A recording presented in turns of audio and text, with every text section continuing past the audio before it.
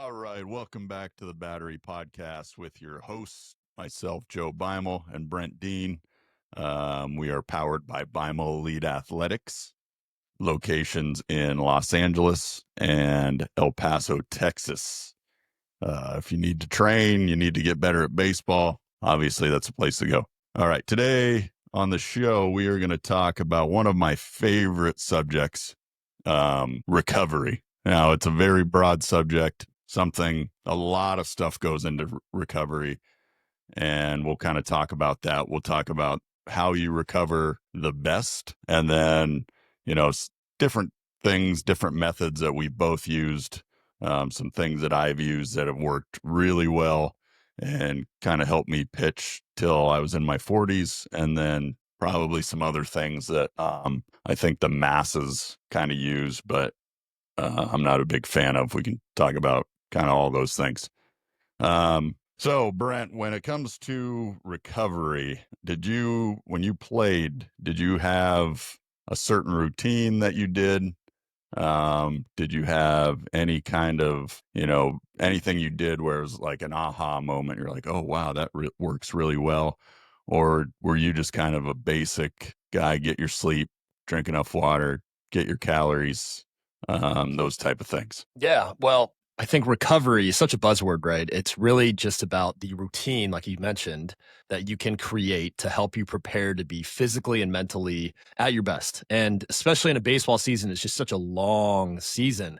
You have to be able to replicate it and adjust and be able to be okay with maybe 40 or 50% of that standard routine because of some unforeseen circumstances that come up. So having priorities of knowing like what the non-negotiables are, like, hey, I gotta sleep, I gotta get the right food, or it's your arm care warm up routine that helps you prepare. And then afterwards, you have like a post throwing, post workout, stretch, mobility, workout routine that's going to help you be better for the next day. That's where I think that evolved for me throughout my entire career.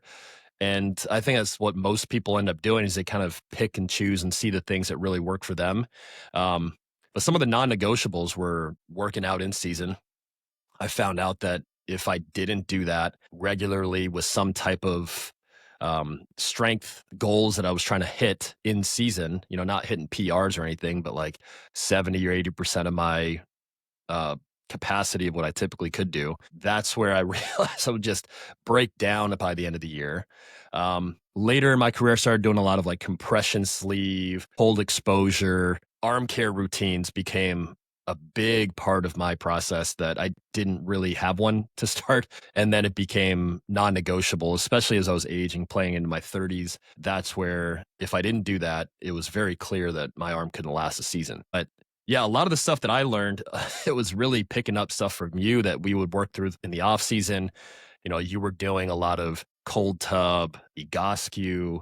Well, you didn't really start doing cold tub till later, but the arm care routine, crossover symmetry, plyo balls, red light.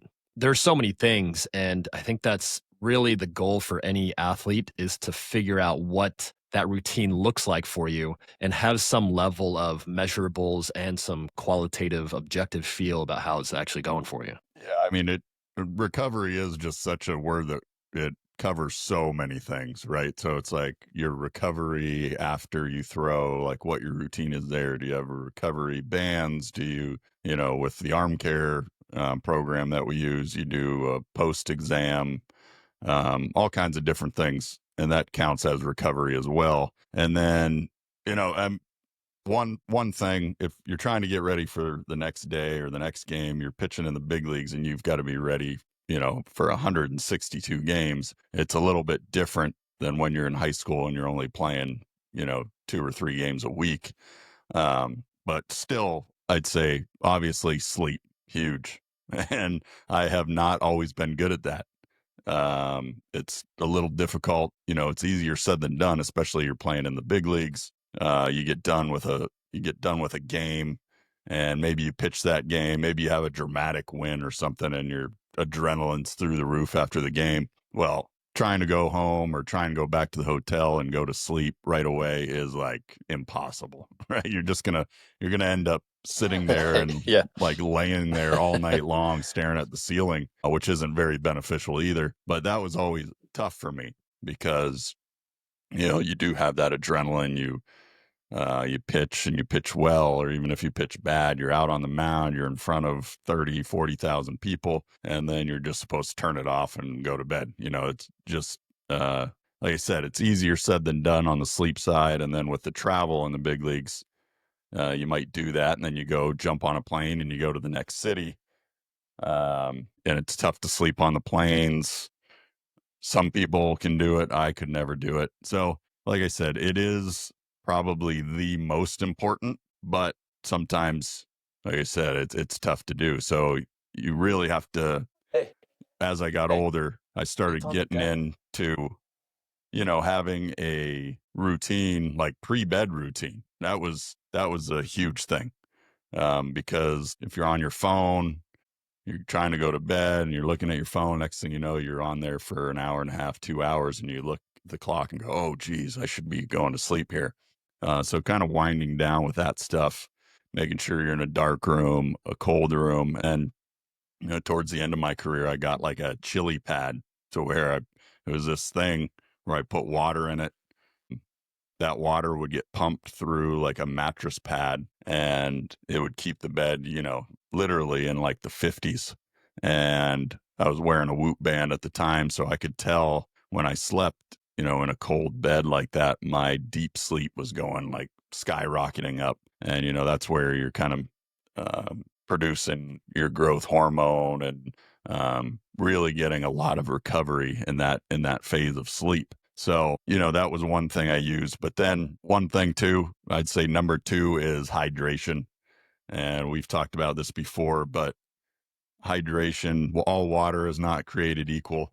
You know, I got some strange looks when I would be carrying around. I had like this water machine that, alkali made the water alkaline, and I carried it everywhere. I had it in the clubhouse, and then I had one that I'd carry on the road, and I'd bring it on the plane. And as soon as I got to the hotel, I'd hook it up to the sink there. But I was making sure I was staying hydrated. Obviously, everyone knows you got to be hydrated, you got to drink water, but some water is, if you're drinking it out of a plastic bottle, that's not great for you. If you think about it, sitting in a warehouse, it cools and it heats up and cools and heats up, and the plastic that the water is in just kind of leaks into the water, and isn't that great for you. And a lot of that stuff is acidic as well. So I took my water game very seriously, and it's funny. I was just on um, Charlie Furbush and Tom Wilhelmsen's podcast, and they brought that up because I was just kind of known as the water guy, I guess, water boy. But yeah, uh, but they always thought that was funny, and I would laugh and just say, yeah, that's why I'm gonna pitch, until I'm in my 40s, and you guys will be retired. So they got a kick out of that. But, I'd say those are probably the two biggest things that you can control with your recovery. And like I said, it's not always easy with sleep, but if you don't have those two, then really nothing else matters to me. I mean, you do have to get calories and you have to Yeah. eat. And that's very important too. That's probably number three. And just making sure you're putting the right fuel in your body, obviously, which again gets hard when you're on the road, especially you're in the minor leagues and you're getting, I don't even know what they get now. But when I was coming up, I mean, we're getting like $5 a day meal money, and part of that goes to clubhouse dues. So you're not, you don't really have a lot of money to eat. So you're trying to get something as quick as you can and make the right choices, but that gets tough. And then you're on a bus all night. And you stop at 12 o'clock at night at a McDonald's or something so everybody can grab, something to eat. Uh, so like I said, that's definitely number three. And these are just things where I think a lot of athletes feel like, I get my work in, I go to the gym, I do all this stuff, and they put in all this work at the gym and they put in all this work at the field, and then they just kind of forget this part of it. And they can't figure out why they're not having success. They can't figure out why they don't feel good, why their arm hurts. And it really does boil down to what you do for recovery. I mean, you have to recover hard. That's the only way to put it. And it's funny. I saw something on social media. I think yesterday. It was Paul Skeens and uh, Screwball. I think is that his last name. Screwball won the Cy Young last year. I'm really bad with names, but he both of them were saying they take the day after they pitch, they take a spa day and they basically don't do anything. Like they literally come to the field. Um, they don't throw, they don't pick up a baseball the day after they start, which I thought was interesting because I was always somebody who, even if I threw 3 or 4 days in a row, I still tossed a little bit. Maybe once in a while in a day game, I wouldn't if I knew I was down. So for them, they're not throwing the day after a start. They just come to the field and like basically wear a robe around the clubhouse and get a massage, sit in the hot tub, go in the sauna, do a little cold plunge or whatever, and then that's it. They basically hydrate and eat and let their bodies recover that full first day after they start. So it was pretty cool to hear. I'm sure a lot of their teammates that play every single day aren't happy with that. When you're coming in and you're playing 150 games out of 162, and your starter who pitches once every 5 days just comes in and chills once a week. It's like, what the hell is going on? Yeah. But those guys are good. I guess they can get away with it if you got a And they 10 do their job ERA or when their something. time comes. Yeah. Yeah, for sure, for sure. And it's like you got a 10 ERA and you try to do that shit, you're gonna get harassed by the players for sure. Yeah, no doubt. So like when you were, as far as like nutrition, sleep, all that stuff, when you were playing, and I know you spent some time in indie ball, which is even harder to kind of get those things if you're in not great hotels. But I know in one of the places you're at, you had like a pretty sick bus, right? Didn't have like beds and stuff on it. So I'm sure that Yeah. made it a Yeah, little bit yeah. easier. That was But delay. yeah, froze up. I don't know if you had a question there. I didn't catch it at the end, but yeah, in Wichita, that team's now I think double A affiliate for the Twins. I'm not 100% sure on that, but um the Wichita Wingnuts, right? It was a pretty solid foundation, a program, an organization that had a lot of wins, a lot of fans, and it was pretty fun to play in indie ball. Um, they really catered to the players having all of the things that are cliche that become challenging in minor leagues, like, be a little bit easier for us. So better food, better bus, had more attention to those details of like recovery. So they'd give you a gym membership, and they had a massage therapist that would come before every game, kind of work you out with the trainers. So those little details definitely make a big difference over the length of a season. But I want to kind of go back to what you were saying about how it gets harder.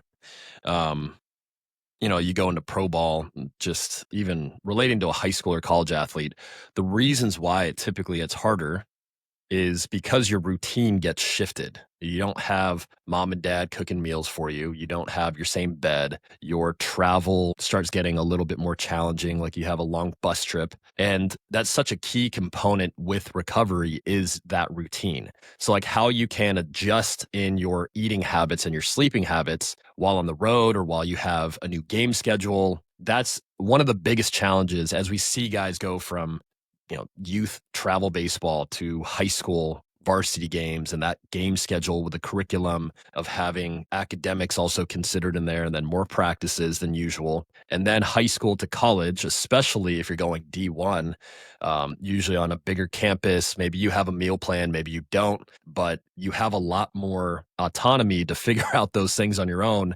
So if you don't have the accountability or the routines already kind of established, it's easy to slip into poor habits. And then definitely when you get into pro baseball, especially if you're not going to be a high draft pick or in an organization that really caters a lot, a lot more highly to you. If you're in an indie ball level or low level minor leagues, the food choices, the bus trips, those become extra steps in that adversity. But when it came to the baseline stuff, your nutrition, your sleep, that was something you have to really stay consistent with just to make sure that you're in your best, I guess, potential to play or your best potential to stay healthy. Um, and so I think it's kind of important to touch on this. Like, what are the factors that push you over the top to be at risk for injury? And why is recovery important? And what exactly happens if you don't recover?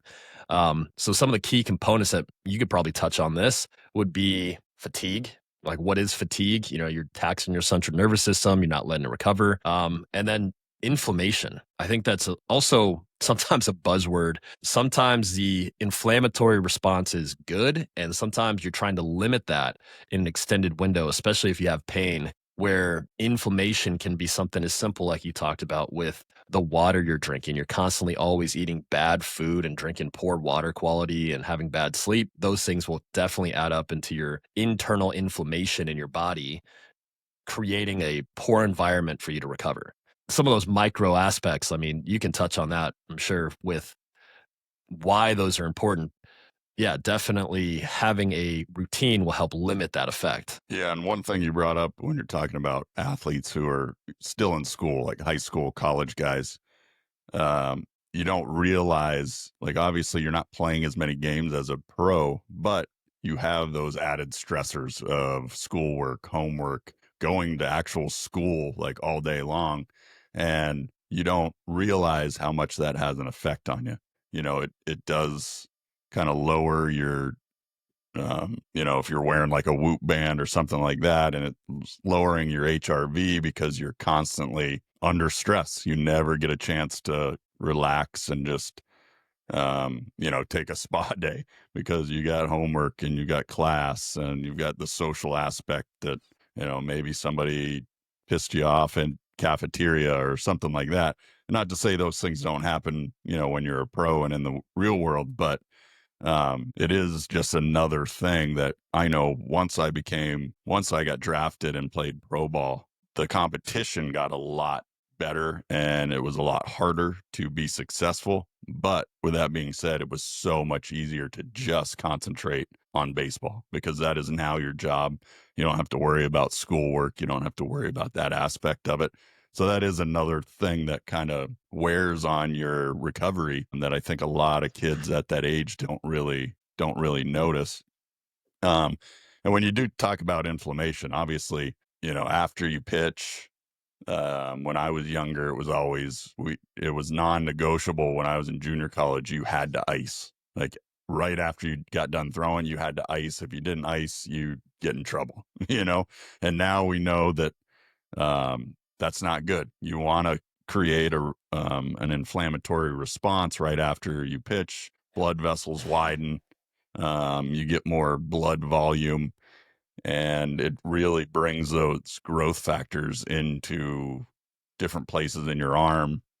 Obviously your ligaments and your tendons, they don't get a lot of blood flow to begin with. So you have to do something right after you're done throwing to kind of get more blood in there, get more blood volume, because there's like a study out there that after a certain amount of pitches, pitchers actually lose blood volume for some reason. It's some kind of weird phenomenon.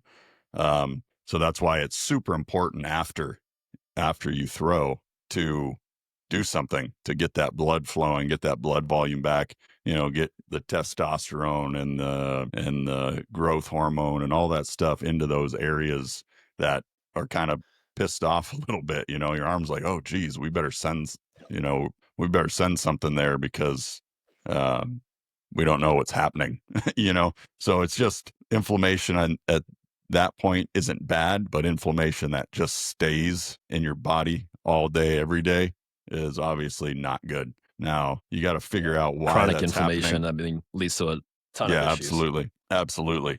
And obviously you don't want inflammation in there all the time. So you do have to figure out why you're inflamed.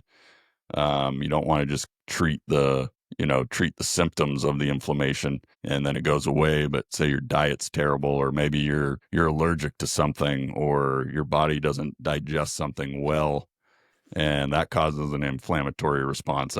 that's the kind of inflammation you don't want. So figuring that out, but then obviously you're going to have inflammation with just playing a lot, and sometimes it's obviously good, but sometimes it's just you don't want it there. And that's where I started when I was older, started doing, breath work, cold tub, red light therapy, sauna, all of these different things that they're not going to take the place of, the first three that we talked about with getting sleep, hydrating, getting enough food, the right foods, and enough calories. But they are smaller little things that can help when you're talking about um, 1 to 2%, maybe a little bit more, making you feel better every day. And just getting on a routine with some of this stuff, it was really a game changer when I got older. And would have liked to have known about this stuff when I was younger, but I was always the kind of guy that was looking for any kind of edge, and I tried a lot of different things. You mentioned Egoscue earlier. I had a problem with my hip in 2009. Had a teammate, Josh Bard, who's a catcher. He had done this Egoscue method and was telling me about it. And he said it completely changed his career. He had knee problems, hip problems, and stuff like that. So I looked into it. I got a book. The guy's name is Peter Egoscue, who kind of invented it. But he wrote a book, so I got that, and there's some pretty decent exercises on there. And it got me through the season. I started doing some of this stuff, and it basically what it is it's body alignment through movement. Instead of going to like a chiropractor and getting manually adjusted, which is one of the things I don't like. No offense to the chiropractors out there, but I don't like chiropractor.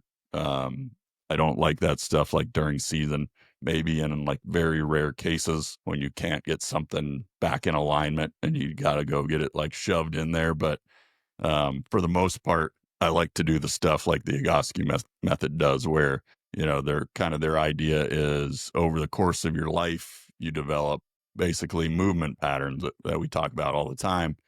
And sometimes you might have like a foot that like kind of, you're walking and it kind of kicks out like this, but your other foot doesn't do that. Well, you develop this over time, certain muscles become atrophied, and then that just throws off other things. Maybe your feet, you have shoes where your feet get lazy, and now that throws off like one of your hips, or you stand a certain way, or like me sitting on this podcast, I'm kind of leaning to the right or whatever. Well, you do that every day consistently, and you start to your body kind of gets out of alignment. Certain muscles become atrophied. So it really is getting proper movement back in your body, but then getting those muscles that were atrophied, get them stronger, working properly again.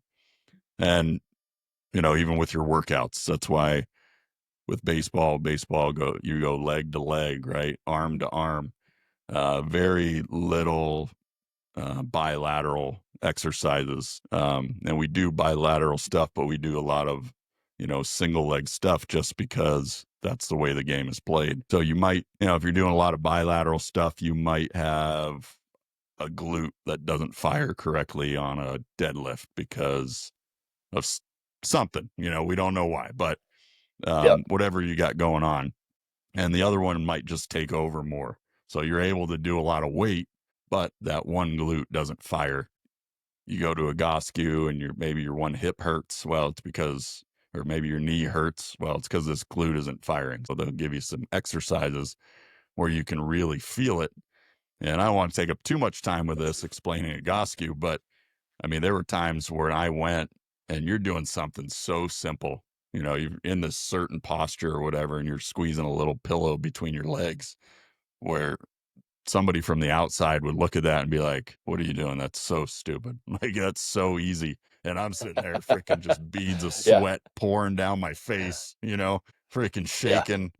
And you feel like an idiot because it looks so easy and it is so hard. So it really is Yeah. pretty cool. And I, I think, did you ever experience that? Did you ever go to that clinic when they were in Santa Monica? Yeah. Yeah. The one in Santa Monica. It was probably at the time like the most expensive treatment that I'd ever had. I was at that point, I'm paying for everything myself. I'm used to kind of like the whatever $40 gym membership, but then I'd get like a trainer, do a couple sessions or a private like workout with a hitting guy. So this was a little bit more serious, but I took that leap and I remember having some hesitation because of the financial commitment and then realized like, man, I'm getting advice from a big leaguer. Like I need to take it. Like that's what I want to do. I got to start listening to the guys that are like at the level that I'm trying to get to. And it was very, like you mentioned, revealing, exposed some of the compensations that I had developed that I was not aware of. And in reality, this is most people, they don't know what they don't know. And so sometimes we get these athletes that are pretty well developed physically, or they have a decent enough level of um, success where they're almost reluctant to having these little things uncovered about what they're doing in their routine that could help them separate a little bit more on a top 1% scale. And the Egoscue system for me was really helpful because as a catcher, you're always in these like pretty challenging positions throughout a season. Riding the bus, generally my overall posture, I didn't realize like how much forward head posture I had or rounded shoulders. So I started doing these things regularly with that system that made a huge difference. I just felt better. So that's one key thing. I'm trying to think about how we can help deliver this to someone that's listening to this where they can really make sense of all the things we just talked about because you and I have talked about these things for better parts of a decade. I get it. I remember the first time we talked about Egoscue was in like whatever 2012 or something, 2010. But this has been an ongoing conversation that we keep having about new systems, red light therapy, mortal chambers, PEMF, all the other modalities that can help you. I think one key perspective that I can give that might help someone really understand this is have some level of measurable, like what you're actually trying to track to see some trends on if you're making any improvement. For a lot of younger athletes, that could be something as simple as weight. Like if you're losing a ton of weight, it's expected, especially for younger athletes. You kind of fluctuate between 5 and 10 pounds throughout the season, maybe 15 if you really, you got sick or you got dehydrated or you just really haven't been eating enough. But then have some type of individualized routine. Like it can't just be the same thing that the team is doing. Like you guys run polls or you guys do the same workout, or like you said, like everyone ices. That's not necessarily the best advice anymore, even though now from 2016 till today, I still have parents and athletes that'll tell me that's their recovery routine. They ice after the game. They go for a run the next day, like run 2 or 3 miles. And I'm like, oh boy, it's like terrible, terrible advice. Like if Yeah. it's working for you, it might be kind of biased where confirmation bias, like, oh, I'm doing fine. I'm feeling good, but it's just not the most ideal way. And then the last part would be to make sure that you're integrating all of these things into the decisions for your routine. Um, Top three things that I would advise: your nutrition, check it out, see what you're doing on a daily basis. Take pictures of everything and send it over to us and we can help you break it down. Sleep, really be honest with how your sleep is going. Like if you're actually 7 hours, 8 hours, 9 hours, or if it's not enough, maybe you just start there. And then a lot of the things that you're talking about, like EGOSQ and routines for your strength training and everything, I just think of like movement. Like movement is medicine. And obviously you're trying to clean up your efficiency, limit the stressors that's going to your body on a, throw, or you're hitting, or just your overall performance on the field. Um, but trying to find a way to create a routine that's going to help you move the best for what you need to do throughout the season. But there's so many things to unpack here. Like we can go into PEMF or laser therapy or all of these other things that have their reason to help you stay at your best. Some of it is, cognitive, like you feel better mentally, but then some of it is a quantifiable physiological reaction, like you're just your body is definitely in a better position to play. But what are some of those key things that you think of when, we talk about movement and efficiency throughout a season? Well, the biggest thing, once I probably got, I'd say it was after I had like Tommy John surgery in 2012, I really changed the workouts that I did. And I would do all kinds of different workouts up until that point. But, I just kept finding that, well, I would do the bodybuilder workout when I was younger. I'd split my body up into different parts, chest and tries, back and buys, and legs. And my leg day was freaking terrible. I was like, yeah, do some leg extensions and some leg curls on the machines. And then every once in a while, if there was what are those leg presses? Those things are garbage, so, but that's all I would do on leg day. And once I got older, found, well, a lot of my issues too with the way I moved was the way that I did my workouts. So once I kind of started focusing a lot on posterior chain, glutes, hamstrings, a lot of single leg stuff, and still having some heavier, deadlifts, trap bar deadlifts, different things like that, front squats. That really helped me because I started moving correctly then through those, and I was moving more often, not just, moving on the mound and doing a couple little things leg wise. And obviously your legs are your foundation.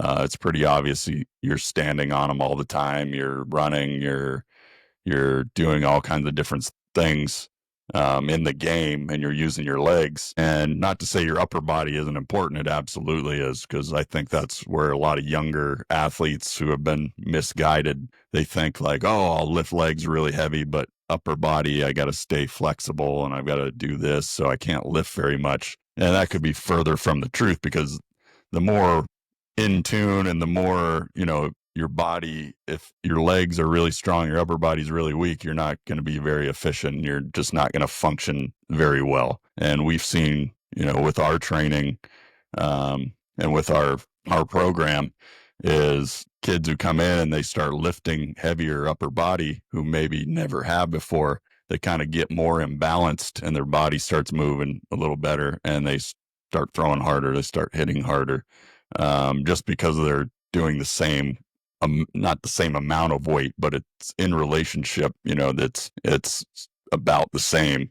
Um, and their bodies just become a full unit now, and they're able to do things that they had never done before. So I really think when I change my workouts, and it's a lot of the stuff that we still do, we're obviously changing stuff a lot and always learning, but we still do a lot of stuff that I've done in the past where we do make sure we're moving correctly on certain exercises, and in the fitness world and the lifting world, they might teach things a little bit different. If you're doing a squat and you're squatting your knees out over your toes, I feel like if you're a baseball player, that's probably not the position you want to be in. You want to train your body to move like you do on the mound. And if you're a guy who keeps his ankle, his knees stacked over his ankle and that vertical shin, it doesn't make sense for you to train something the opposite. It doesn't make sense for you to get those knees out over your toes on those lifts. So I really found when I started doing that and started paying attention to that when I was lifting, my hip pain, had hip issues and all that stuff, it all just went away, and I was still kept up with a lot of the Egoscue stuff, but lifting correctly kind of took place of a lot of those things that I was doing with that. And I know you've had Yeah. experiences, obviously, as a catcher with knee issues. Is that something you also noticed with doing different lifts, or did you have to kind of Yeah, definitely. do something else for that? Yeah, I mean, there's a variety of things, right? I think that's such a key component. The lifting has to be a non negotiable in season, but it has to adjust to the individual needs. And I think that's such a foundational perspective that has made our program successful for a lot of our athletes is consolidating everything into one system where we can mentor, monitor, and advise for every aspect that's starting to contribute to your performance. The training workload, the volume, the intensity, the strength training, like the tempo of things, um, the actual lifts, what you're doing, but the recovery, the sleep, the nutrition, there's so many aspects you have to consider, but having clarity in it is the value of what we can help provide. For myself, I mean, I went all down the rabbit hole. I didn't really have access to a lot of the modalities that are available now, like things like Normatec and cupping and cold tub therapy and red light and saunas and all that stuff until kind of later in my career when I started to realize they're a little more valuable than I realized and um, or that I expected initially. So one of the key things I started to change was my nutrition. I don't know if you remember this, but it was probably like 2015, 14 or 15 maybe. I started going really low fat, high protein, just basically trying to eat like a, I don't know, physique competitor. And I think I had a blood test one of those years, and I'm probably under 8% body fat. And one of the markers on my liver was showing that I had almost like a fatty liver disease, like pre diabetic. And I'm like, how is that possible? I had this perception that, diabetic people or unhealthy people that were overweight, right? They're bigger, fatter, just didn't work out. And I'm working out 6 days a week, probably, maybe seven. And it was just kind of revealing that something as simple as my nutrition was contributing in a huge way where I maybe had like this um, negative inflammatory response perpetually because I was eating so much on my small intestine and or my large intestine. Just my whole digestive system was always like active. So what I started doing is short intermittent fasting windows, like 14 to 18 hours, and then basically pivoted entirely to a ketogenic diet. Um, that was a big challenge, and I wouldn't advise that's for everyone. This is where, I felt like it worked for me. I had this like chronic inflammation issue where I had like this pitted edema. I don't know if you remember that too, like where I'd stick my finger into my shin and it was like stuck, like it was puffy. So that Yeah. was like a little scary. I was like, what is going on? And it was after I had any type of like pretty tough workout. So, I'm going down the rabbit hole of like, is this rhabdo? Do I have some type of like autoimmune disease? Like, what's going on? Um, so I went keto for probably like 2 or 3 years while I'm in season, and that was a challenge just to be able to pivot, like, you're basically changing your energy system. Um, for those of you who don't know, it's basically high fat, moderate protein, little to no carbohydrates, and as a performance athlete, you need some type of carbohydrate to perform. That's your energy, that's your fast acting system for the performance of what you need to do. It helped me to lower, I think, my internal inflammation. And that's where I started to really understand like it's a whole system. It's not just one thing. And I think that's where I would have really benefited from having a system like ours with Beimel Athletics is I probably could have figured that out faster with someone like you or I advising with the knowledge we have now of all of the aspects. It's like I had decent strength program, decent nutrition, decent hitting and catching routines. Like the work ethic question wasn't really even in my atmosphere of how I was thinking. It was more really sorry, I'm getting a little feedback here. Can you okay? Yeah. Yep. Okay. Sorry. Yeah, there's like echo.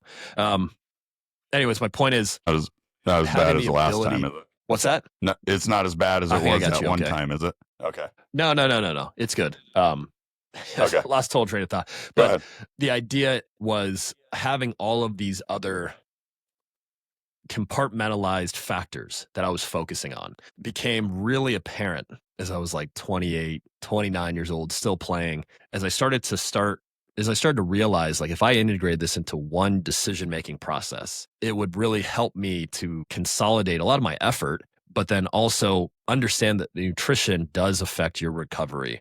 Your workout routines does affect your performance. And like all of these things had to have some integration. Otherwise, you can have a good recovery routine, but you simply don't eat enough, or you eat properly, but you have a terrible workout program. So, like, you're just not going to be 100%. I would say that's typically the first conversation we like to have with our athletes when they start with us training is what their current routine is, what their warm up recovery routine is like, injury history, playing goals. And then we start to look at the entire picture from like a bird's eye view of where we can help with the obvious low hanging fruit, which usually for younger athletes is their nutrition. They're not eating nearly enough as what they think they are. And then their workout routine. They need to gain weight or they need to gain strength that's going to relate to their performance. The key for athletes that don't have the obvious things is then to continue to have someone that can look at that bird's eye view of where they're missing something, right? Like if you're advising me in 2015, you'd probably go like, dude, your arm care routine is terrible. Like, well, why don't you do these things? Which it seems obvious now. But Yeah. back then I was like, oh yeah, I'm doing J bands and I'm working out and I'm doing some long toss a couple times a week and icing and going on a run, do a couple miles. Like I'm good, right? And the information was available. I just didn't really have access to it. So yeah, what do you think are some of the big changes in the recovery perspective or just that routine perspective from when we were playing to, I mean, now? I think just the importance of sleep that really, I mean, you need sleep, whatever, but I didn't realize as a younger player how important it was because, once I got to Seattle, that was like the first year I was ever on a team. They gave us like these little watches. They were like sleep trackers. And a lot of guys wouldn't wear them. They're like, oh, I'm not having them track me when I'm sleeping and know where I'm at or whatever. And I was just like, oh, I don't care. I'm freaking wearing it because I want to see what's going on, how my sleep is. And then really realizing once you fix that and you start to get quality sleep, how much better you feel every single day and how much your body is primed to, you know, run at an efficient rate and perform every single day. And that's really what the thing is, especially at the big league level, is just you have to be ready every single day. And if you can find these things that help you with that, it's a game changer and can, drastically influence your career. So I'd say that was probably my biggest lesson once I got older and then had something that could track it. Now, something that can track it, it's a kind of can be a bad thing too, because I've seen a lot of guys get domed up, Yeah.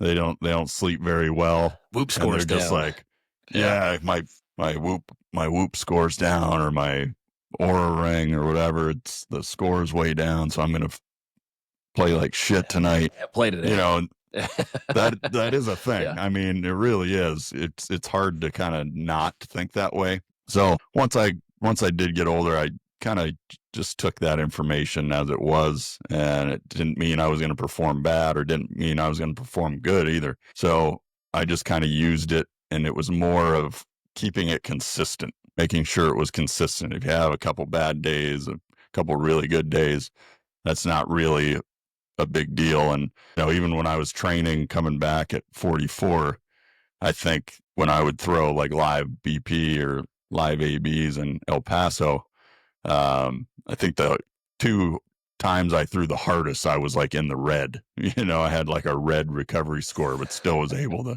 So, in the long run, you don't want too many red days. But with that being said, it doesn't mean it's going to affect your performance on that specific day. And one thing when I did come back, because obviously when I came back, I was 44 years old.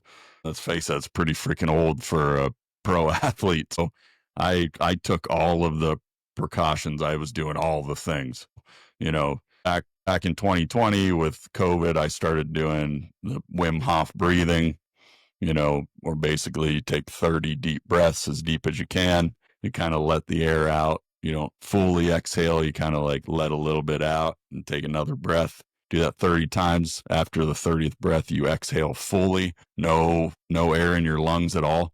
And then you just hold it. That's called like a retention breath or whatever. And you just hold as long as you can. As soon as you get as soon as you have to get the urge to breathe again, you take like another deep breath. You hold that for 15 seconds and then you do another round. And I started doing that basically just because COVID was around and I didn't want to catch it, didn't know what it was. No one did. So I was trying to do different things that I felt could help with my immune system and different things.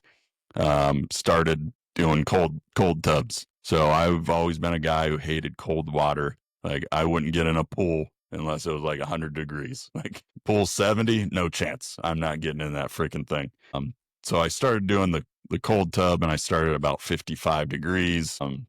Actually got like a chest freezer, sealed it with silicone, got a couple different gadgets to put in there, obviously unplugged it when I got in so I didn't get electrocuted. But started at like 55, and then gradually, like every week, I'd go down like 2 or 3 degrees to where I got down to like 32 degrees, and I'm sitting in a bunch of ice, and I really can't say I enjoyed it.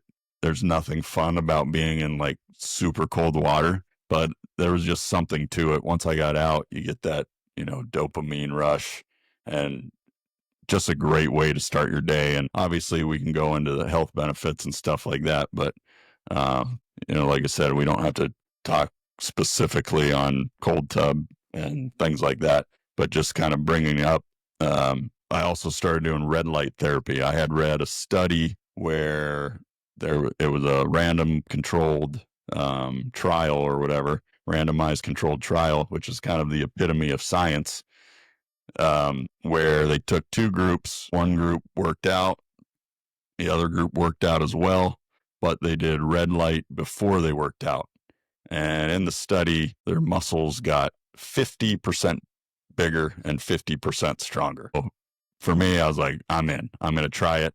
So I started doing red light, and I didn't really see any benefits. And I was kind of bummed about it. I was like, man, I really want this to work, but it's not doing anything. And then I found out I thought more was better. So I would just stand in front of the thing for freaking 20 minutes and realized, how how far you stand away, how close you stand away matters. How strong your specific panel is that I had matters. So basically, you want to be in a window of where it'll help you. You don't want to be before that window or outside of the window doing too much.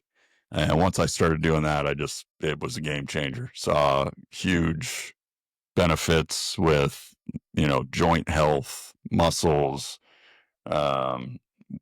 weight loss, with just burning fat. And I freaking loved it. So I did all that. And then one thing I did also when I played was I started wearing a glucose monitor. Basically the idea behind that was, obviously certain foods that you eat, and it's different for everybody. And this is what was so amazing to me when I wore this, was certain people just have a different sensitivity to food. Like for me, I would drink like a pitcher of beer and eat a whole pizza, and my glucose wouldn't budge. It would just go up like a little bit. And the idea is you don't want your glucose to spike and then stay up there. If it does spike, you want it to come back down as quickly as possible and get back in like the normal range, because it is going to kind of go all over the place throughout the day. And even when you eat, it's going to go up. But if it spikes and stays up there, that's not good for you. And, it might have been why you were having kind of that fatty liver issue back in the day, was you might have just been eating something that was causing that. And for me, the one thing was flour tortillas. If I ate a flour tortilla, that shit would skyrocket and it would not come back down. And I was just like, that is so weird. Like different things that I thought would spike it didn't. But then I had like a plantain once too. We had some like Cuban food or Latino food or whatever in the clubhouse, and I ate a plantain, and I scanned, I was wearing the glucose monitor here, and an app scanned it on my phone, and I look, and that freaking thing is like skyrocketed. I'm like, what? From eating a freaking plantain? Like, what is happening? So then I just found ways. It was super beneficial because there'd be games where, and everybody has them, where you're getting ready for the game or sitting out in the bullpen. All of a sudden, it's like, I'm freaking tired, like just beat for no reason. Can barely keep my freaking eyes open, and ended up finding out these were the reasons. It was the food that I was eating that was causing this. My insulin, your glucose goes up, insulin levels spike, insulin makes you tired. So there you go. But I ended up finding there was like a green drink, powdered drink, and I see a bunch of stuff now, or I don't know if they're scientists or influencers or whatever, are saying, oh, green powders aren't good for you and all this stuff. Well, for me, when I would take different green powdered drinks, it would bring my glucose right back down. Like as soon as I drank it, if I ate something that spiked it, it'd go right back down into range. So I was drinking a lot of those Yeah. during the season, and I don't know about the health benefits of it, but it was really good for me in that aspect. So just different things, Yeah. that's what I try to tell our guys. I've had experience with so many different things on the recovery side and the health side. And you kind of have to be like that if you do want to play a long time, because, it's like the old cliche, father time is undefeated. So if you do want to play at a high level, you've got to do things like this, or, your body just gets tired and you start losing testosterone, or you start doing different things and you just don't recover as well and you're not able to bounce back. So that's why I wanted to talk about this today, is just some of these smaller things that I don't think people really think about. And like I said earlier, we've got the kids that just bust their ass day in and day out in the gym, and then they end up getting hurt. And you say, well, what do you do like for recovery? And they don't have an answer. Or it's like, well, I was doing that, but then I didn't think it was working. It's like, well, when you're doing it, you weren't hurt, Yeah. and now you're hurt. So, Yeah. And just those things. And let me say something on that too. I feel yeah, like you touched on so many things that, I mean, I got so many stories we could talk about. I mean, the first thing, even just with like the green drinks, I mean, that could be like helping to detox you a little bit, the cellulose reacting with some of the toxins in your body, or just the maybe parasites and things that we got to kind of get out of your body, the alkalinity system, the metals that are in your body. But the red light therapy, more is not better. I mean, we've seen that over and over again. So many athletes that we've had that they just think just to overdo it with everything, even like supplementation, better is better, not yeah, more. And, kind of tying it back to my own experience, part of the reason why we deduced from the blood testing I was doing and just the reason why I was having some level of insulin resistance was part of my nutrition, but also the supplementation. I was having a ton of protein shakes and BCAAs and all of these like performance supplements that I thought were supposed to be good for you. Started reading studies and found out that basically that was kind of the cause for a lot of that insulin resistance within my body. And then when you're having these high sugar foods, high fructose, your liver can't process it enough or quickly enough, you start breaking down.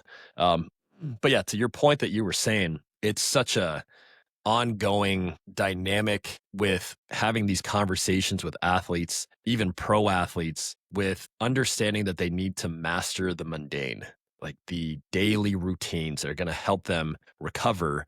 And it's probably human nature that you want to do something once, feel it, and then see the result. But the reality is, you are going to see those results down the road from your habits that you've had today, not just tomorrow or later that night. There are some things that will give you a little bit more, stimulus, like you feel a TENS unit, so you think it's working, versus the PEMF. Maybe there's not as much overall stimulus. You're like, oh, I don't think it's working. Or red light therapy, there's no like feel from it, like with the caffeine or something. You feel it immediately.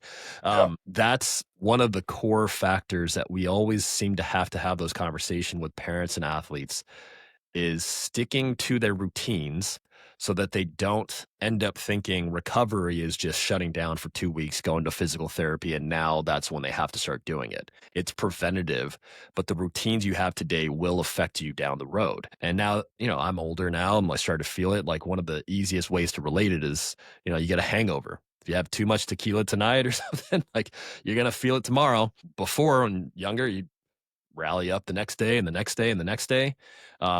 These decisions that you're making in your nutrition, your sleep, your recovery routines, your workout routines, they add up and you feel it faster as you start aging or as you start having higher workload. You go into high school or college and you just have a heavier workload with everything. So there's so many more things I feel like we could touch on. I know you got to wrap it up here pretty soon, but the stress load management is so key. I think a lot of people overlook that. They just think physically with their weight or their strength, but how they're managing stress and the effect that it's having on their body, you can start to see it tangibly too with a lot of the ways that they're starting to have it kind of set them back. But yeah, man, I mean, master the mundane, do the daily routines that are going to help you Absolutely. separate. Well, that's what I feel. Yeah, that's a really good point because everyone wants to do something once they start feeling like shit rather than do these things every single day when you feel good and then you won't feel like shit. You know, that was one thing. And Yep. tell guys all the time, like, I did pitch at 44 and we keep going back to that because it's really hard to do. I mean, um, Yeah, pretty freaking once awesome. you get yeah, Not many people can do once you that. get in your Yeah. 40s, it's just a different story. It's just things don't recover as well. But with that being said, I stuck with my routine and the things that I did every single day throughout the season. I did my breath work every single day. I did all of the stuff, the red Yep. light. I had brought a red light thing with me. I recovered well. I slept well. I tracked my sleep with an aura ring. I had my water machine. And at 44, I did not spend one day in the training room, not once. I did not go in for a little bump or bruise. I just felt freaking great every single day at an older age as a professional athlete. That was all the proof I needed because I, that didn't happen in my 30s, didn't happen in my 20s. I didn't feel great every day. Um, so that was, a lot of the things I was doing. I was like, this is why I'm doing it. And I remember the trainer Yeah. actually commented. She was like, I'm a little bit offended. Like you haven't been in here once, and I would go in to do my ice bath and say Yeah. hi, but Say hi. I never got like any Yeah. work done from her. And she's just like, man, do you not like me or Yeah. something? Cause you're never in here. And I was like, well, that's the point. I don't want to be in here. you know, can't make the tub in the Yeah. or can't make the club in the tub. That's right. But yeah, Yeah. it's Yeah. I think I had a similar experience. You get smarter if you can like pick up on these key things that you're doing in your routine that are going to help you. Uh, it wasn't coming back to pitch in my 40s in high level, but when I was aging as a catcher, late 20s, early 30s, I had more stolen bases in my 30s than I did in my early 20s. I think I didn't even have many attempts. And it was just, I felt better throughout the entire season because I knew how yeah, to recover. And it was those little things, I didn't skip the 10 a.m. bus to the weight room, didn't skip on my nutrition. I didn't negotiate on it. It wasn't like going to be a factor into why I wasn't performing well. And those are things that I think we have to explain to younger athletes why they're important now because they're usually not very obvious until they do have a setback, like they're just hurt all the time or they have a major injury or they're constantly underperforming. So it's interesting to see the conversations that we've had over the past 10 years or so kind of still stay very similar perspectives of what recovery actually yeah, very means. relevant still. And, there's such a wealth of knowledge they have if they could like get some guidance from someone like you on this. I mean, last thing I want to touch on too is just you brought it up a little bit earlier when you talked about the amortal chamber. I'm just enamored by this thing, because it does literally have everything on it that we have at our gym, but it's all in one thing. It's got the red light you lay on. I don't know if anybody out there has ever seen this thing. It looks like almost like a spaceship or something. It's like pretty crazy looking. So if you haven't seen it, go check it out. But um, and if Amortal is watching, we'll take one. If you want to be a sponsor, we'll give you free advertising Absolutely. on our awesome podcast. But yeah, it's got red light therapy. It's got PEMF in it. It's got a little thing for molecular hydrogen that you breathe in, and then I think maybe gives you like you can do some breath work, like maybe it has headphones or something, and there's some therapeutic sound stuff as well.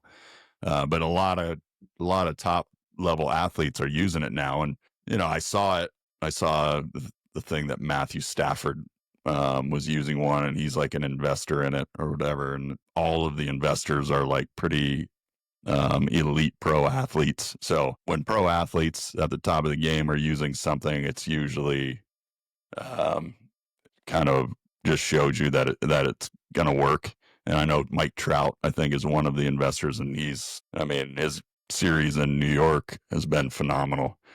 I know he started out the year really good and then had a little bit of a slump, but he's back crushing the ball again. But with all that being said, like we talked about earlier, I was doing red light. I bought a PEMF mat years ago. I started using that. And like I said, we don't have to go into what PEMF does. We're kind of running low on time, but just another tool that helps. And it's better than any kind of stem or, you know, s- what are those? Why can I never remember what those things are with the wand? With the gel on the wand. Shit. Ultrasound. Ultrasound. There it is. Yeah. Uh, Yeah. it's just something that I found that works way better than all of those. Helps your body to produce stem cells to go in there, repair things, so it heals you at the cellular level. Um, but then I got into molecular hydrogen as well, and the water machine that I have kind of puts hydrogen into the water. But I was putting it, the little like oxygen thing that you put on your nose. I was doing that for a little bit, and just there's so many studies out there how good it is for you. And my mom has congestive heart failure. So I gave her my machine so she could do that. And it's really worked for her and my dad as they get a little older here. But yeah, it just has all of those in one thing and it looks cool. So yeah, like I said, if they want to be a sponsor, give us one. We'll take it. We won't deny it, but it might be something we have to look into for the future. Just because Yeah. it seems I have not used it yet. And that's the thing. Pretty much everything that we have and things that we've both done before. And I'd like to, see if it works and kind of give it a test run before we invest in something big like that. But yeah, it would be cool for our athletes to have that, and just the regular people in the area just to have that as a source that they can help recover. Absolutely. Yeah. Yeah. There's so many things. I think this can get almost intimidating for someone that doesn't really have a robust recovery routine to know where to start. So, the advice I'd give you is really have some measurables, some key things that are important to you that you can see the trends based off your routine. Start tracking some things. Easiest are your nutrition, your sleep, and your strength training program. And then get some advice from someone like us, just with the understanding of how you can optimize your routine a little bit. If you're older, get a blood test. You can see internally what's happening versus just the external feel of everything. And then just stay consistent. If you can just stay consistent with the routine, you'll start to realize what's working and what isn't, but you'll beat so many people because you simply are just on top of a routine rather than just doing it when it's convenient or it's urgent because you're in pain or you're not performing. Yeah, without a doubt. Yeah, I think we can end there. Like I said, this could be like a two-part episode. There's just so much we could go Man, into. We didn't even touch seven on part. cocoon water, you know?